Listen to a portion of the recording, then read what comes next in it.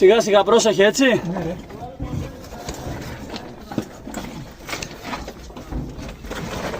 Μπήκα στον άλλο θάλαμο. Και εδώ έχω σπάσει τα ξύλα, βλέπεις.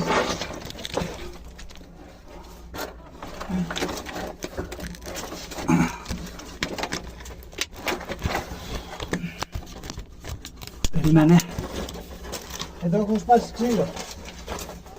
Και φαίνεται. Και θέλω το λωστό για να σπάσω και τα υπόλοιπα. Ωραία, εκεί θα του φέξεις λίγο. Με το φως. Τάκη, Εντάξει. εδώ πάνω πρέπει να είναι. Πρέπει να έχει και ένα μπουκάλι νερό εδώ. Ωραία, θα του φέξεις. Τώρα θα του φέξεις εκεί. Ναι.